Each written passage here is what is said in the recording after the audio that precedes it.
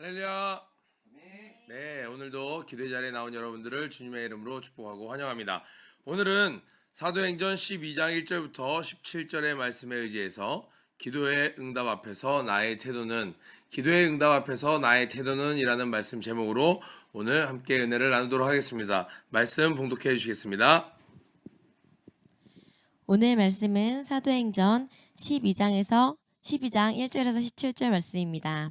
그때 헤롯 왕이 손을 들어 교회 중에서 몇 사람을 해하려 하여 요한의 형제 야고보를 칼로 죽이니 유대인들이 이 일을 기뻐하는 것을 보고 베드로도 잡으려 할세. 때는 무교절 기간이라. 잡음에 옥에 가두어 군인 내식인 네페에게 맡겨지고 유월절 후에 백성 앞에 끌고 내고자 하더라. 이에 베드로는 옥에 갇혔고 교회는 그를 위하여 간절히 하나님께 기도하더라.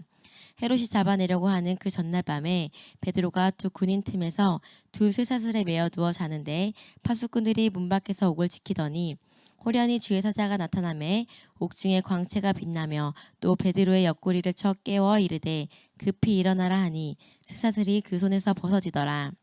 천사가 이르되 띠를 띠고 신을 신으라 하거늘 베드로가 그대로 하니 천사가 또 이르되 겉옷을 입고 따라오라 한데 베드로가 나와서 따라갈새 천사가 하는 것이 생시인 줄 알지 못하고 환상을 보는가 하니라. 이에 첫째와 둘째 파수를 지나 시내로 통한 쇠문을 이르니 문이 저절로 열리는지라. 나와서 한 거리를 지나매 천사가 곧 떠나더라. 이에 베드로가 정신이 들어 이르되 내가 이제야 참으로 주께서 그의 천사를 보내어 나를 헤롯의 손과 유대 백성의 모든 기대에서 벗어나게 하신 줄을 알겠노라 하여 깨닫고 마가라 하는 요한의 어머니 마리아의 집에 가니 여러 사람이 거기에 모여 기도하고 있더라.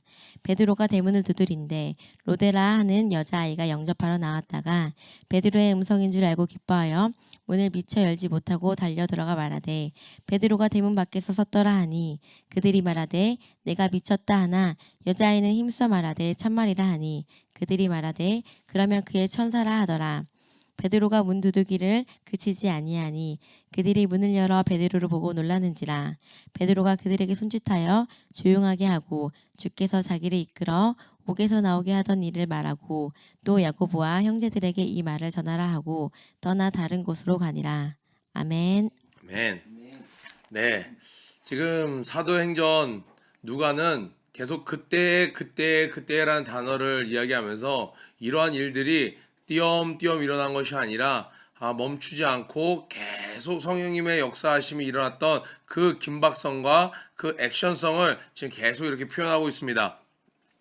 안디옥 교회가 개척되고 하나님의 복음이 점차 이방을 향해서 전 세계로 향해서 뻗어나갈 때 안디옥을 전초기지 삼아서 복음이 열방을 향해서 뻗어져 나갈 그때에 그 예루살렘, 그 본부였던 그 믿음의 총본산이었던 그 예루살렘에서는 한층 더 핍박이 심해졌습니다. 그때 헤롯 왕이 손을 들어 교회 중에서 몇 사람을 해하려 하여 요한의 형제 야고보를 칼로 죽이니, 그러니까 여기서 나온 야고보는 예수님의 형제 야고보가 아니라 바로 베드로, 야고보, 요한 했던 예수님의 수제자였던, 그러니까 요한과 야고보는 형제였습니다. 그 야고보를 칼로 죽였어요. 그러니까 최초의 예수님의 직속 제자 중에 순교자가 이제 나오게 되는 것이죠. 스데반 집사가 이미 순교한 것이 나왔지만 평신도 중에 순교를 하게 된 것이었고, 예수님의 제자 중에서는 가룟 유다는 자살한 것이고요. 그 다음에 이 야고보는 믿음을 지키면서 예수 그리스도의 증인의 역할을 감당하다가 이제 그 생을 마감하게 됩니다. 그런데 유대인들이 이 일을 기뻐하는 것을 보고, 그러니까 세상에 있는 사람과 하나님의 사람들, 예수에 속한 자와 예수에 속하지 않은 자들이 구분되는 것 중에 여러 가지 것들이 있는데 그 중에 하나가 무엇이냐면 무엇을 보고 기뻐하냐는 거예요. 자, 예수님께서 얘기하십니다. 너희의 이름이 하늘에 기록된 것으로 인하여 기뻐하라. 한 영혼이 주께로 돌아오는 것으로 기뻐하라. 예수님은 언제 기뻐하셨어요? 우리 찬양도 있잖아요. 예수님 기뻐 춤추시리 잃어버린 영혼 돌아올 때. 예수님 기뻐 춤추시리 잃어버린 영혼 돌아올 때. 그렇게 예수님이 기뻐하시는 것이 있어요. 구원과 관련하여 아버지의 뜻이 이루어지는 것을 통하여, 하나님의 뜻이 이루어지는 것을 통하여 형제자매가 하나님의 안에서, 은혜 안에서 서로 사이좋게 지낸다함을 들었을 때, 하나님의 말씀을 지킨다 할 때 기뻐해요. 근데 세상 사람들은요, 어떤 것으로 기뻐해요? 자기의 욕심이, 자기의 욕구가 충족될 때, 또 드러내놓고 하진 않지만 나의 주변에 있는 다른 자가, 나의 경쟁자가 나보다 뒤처지게 되었을 때, 어려움에 처했을 때, 그러니까 무엇을 보고 기뻐하는가를 보고도 우리의 마음을 점검할 수 있다는 거예요. 유대인들은 예수를 따르는 제자들이 죽는 것을 보고 기뻐했습니다. 또 하나의 어떤 기준점이 나오는데, 누구를 기쁘게 하냐는 거예요. 제자들은 이야기를 하죠. 예수의 이름을 입 밖에도 내지 말라 할 때, 우리가 너희의 말을 듣는 것이 옳으냐, 하나님의 말을 듣는 것이 옳으냐, 너희도 한번 생각해봐라라고 담대하게 이야기를 했습니다. 그런데 이 헤롯은 사람들이 기뻐하니까, 유대인들이 기뻐하니까 정치적으로 그 유대인 지도자들과 좋은 관계를 맺어야 되니까, 내가 이렇게 딱 야고보를 죽이니까 굉장히 좋아하는구나, 그러면 어디 한번 더 손을 뻗어볼까 하고 뻗은 것이 누구였어요? 예수의 제자 중에 영향력이 있었던 바로 베드로였습니다. 그래서 이 베드로를 꽁꽁 아주 그냥 철벽 수비로 이를 딱 이제 포섭해갖고 이제 감옥에 가둡니다. 군인 4씩 4패에 맡겨 지키고 6월절 후에 백성 앞에 끌어내고자 하더라. 그러니까 백성들 앞에서 공개 처형을 하면서 그 에이스 공개 처형, 딱 마린포드, 딱 이렇게 하려고 이제 아주 큰 이슈를 만들려고 준비를 한 거죠. 이에 베드로는 옥에 갇혔고 교회는 그를 위하여 하나님께 간절히 기도하더라. 헤롯이 잡아내려고 하는 그 전날 밤에 베드로가 두 군인 틈에서 쇠사슬에 매어 누워 자는데, 여러분, 이 베드로는 이런 상황에서도 단잠을 잘 수 있었어요. 하나님께서 그 사랑하시는 자에게 단잠을 주신다고 말씀하셨잖아요. 여러분, 혹시 내가 옳은 일을 하는데, 하나님의 뜻이라고 생각해서 뭔가를 하는데 연달아서 똑같은 일이, 안 좋은 일이 3번이 내게 일어난다면 인간의 생각으로는 그런 생각할 수 있지 않을까요? 이거 혹시 하나님이 기뻐하시지 않는 거 아닐까? 이거 하나님이 사인 주시는 거 아닐까? 지금 베드로는요, 벌써 이 사도행전에서만 3번째 옥에 갇히는 거예요. 무슨 일을 추진할 때 내게 계속 3번이나 길이 막혀요. 3번이나 저 사람이 나를 거절해요. 그러나 우리는 그런 상황에 따라 어떤 판단을 하는 것이 아니라 하나님의 보내심, 하나님의 감동하심, 하나님의 말씀이 있다면 그 일에 어떤 상황이 와도요, 비바람이 앞길 막아도 가는 것이 하나님의 사람입니다. 베드로에게는 사람들이 얼마나 그러겠어요. 이제 좀 적당히 좀 해. 야, 베드로 또 잡혔대. 혹시 베드로는 하나님 안 기뻐하시는 거 아니야? 베드로는 능력이 부족한 거 아니야? 왜 하는 일마다 저렇게 자꾸 잡히고 또 잡히고 또 잡혀? 그런 것이 아니었어요. 베드로는 하나님의 은혜 가운데 평안히 잠을 잤습니다. 그러니까 이 베드로가 3번이나 잡혔다는 것을 보고도 우리가 우리 삶 가운데 일어난 일을 한번 점검해 볼 수 있어요. 생각해 볼 수 있어요. 또 하나는요, 이 앞에 있었던 이 야고보는 잡혀서 그냥 목이 달아나는 그냥 이 순교의 어떤 형장의 이슬로 그는 생을 마감했는데, 베드로는 천사를 또 직접 보내서, 보면 아주 디테일하게 나오죠. 이 자세한 어떤 상황을 좀 그림으로 보고 싶다, 그런 친구들은 몇 년 전에 했던 성탄절 명작이죠. 네, 베드로 뮤지컬 베드로를 보시면 이 장면 아주 기가 막히게 표현을 해놨습니다. 네, 이 장면을 보시기를 축복합니다. 네, 이 천사가 와서 발로 차서 깨우고 막 인도를 해요. 그런데 막 아주 이 수비가 겹겹이 있습니다. 1차 포위를 벗어나고 2차 포위를 벗어나고 이제 마지막에 문이 아주 빗장문이 잠겨져 있는데 그 문이 또 스르르 열려버리고, 그리고 마지막에 그 긴박하게 안전한 골목길까지 피난한 뒤에, 도망친 뒤에 그제서야 천사가 슉 사라집니다. 베드로는 그때까지는 꿈인지 이게 생시인지 구분간을 못하다가 그제서야 하나님께서 천사를 보내서 자기를 이렇게 구출시켜 주신 것을 이제 깨닫게 됩니다. 그래서 어떻게 돼요? 마가의 집에 갑니다. 마가의 집에 가서 이제 딱딱딱딱 문을 두드린 거예요. 왜요? 교회는 그를 위하여 기도하고 있었거든요. 그런데 우리가 그 여인 한 명이 나오죠. 누구죠? 로데라 하는 여자아이가 영접하러 나다 계속 기도하는데 문 두드리는 소리가 들리니까 야 좀 나가봐라. 그러니까 로데라는 어린 여인이 어린 소녀가 나왔어요. 누구세요? 했더니 베드로라. 그러니까 무슨 소리예요? 베드로는 지금 감옥에 있는데요. 아니 내가 진짜 베드로야. 지금 천사가 날 인도해서 이곳에 왔다고. 문을 열어봤더니 베드로인 거예요. 갈려가고 아니 베드로가 왔어요. 사람들한테 얘기했더니 그 막 뜨거운 집사님들, 권사님들, 조장님들, 전도사님들이 막 부르짖어 작정 기도를 하고 있으면서 뭐라고 얘기를 하는 거예요? 야 무슨 소리야? 지금 베드로 감옥에 있다고. 네가 헛것을 봤나 봐. 지금 무슨 기도를 하고 있는데요? 베드로가 옥에 갇혔다고, 그를 구원해달라고, 하나님 역사해달라고, 손을 뻗어달라고 그를 위해서 기도하고 있었는데 베드로가 이곳에 왔다 하니까 미쳤다라고 이야기를 하는 거예요. 네가 잘못 봤다라고 이야기를 하는 거예요. 자, 우리 한번 볼까요?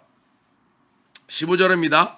그들이 말하되 네가 미쳤다 하나 여자아이는 힘써 말하되 참말이라 하니 그들이 말하되 그러면 그의 천사라 하더라. 굉장히 기독교적으로 표현하는 거죠. 그러면 그의 천사라.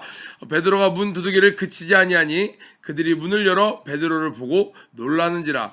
베드로가 그들에게 손짓하여 조용하게 하고 주께서 자기를 이끌어 옥에서 나오게 하던 일을 말하고 또 야고보와 형제들에게 이 말을 전하라 하고 떠나 다른 곳으로 가니라. 그러니까 와서 이 상황을 설명하고 지금 또 나를 잡아서 이렇게 죽이려고 하니까 천사들이 날 인도했어요. 내가 다른 곳으로 피난하니까 아무 걱정하지 마세요. 당신들의 기도를 하나님이 들었습니다. 저 더 이상 감옥에 있지 않아요. 만약에 베드로가 이렇게 들리지 않았으면 어떻게 됐겠어요? 이미 베드로는 이렇게 추록해서 어디론가에 탁 가 있는데 계속 기도하지 않았겠어요? 그래서 베드로가 이곳에 들려서 아주 긴박하게 밑에 있는 그림 보이시죠?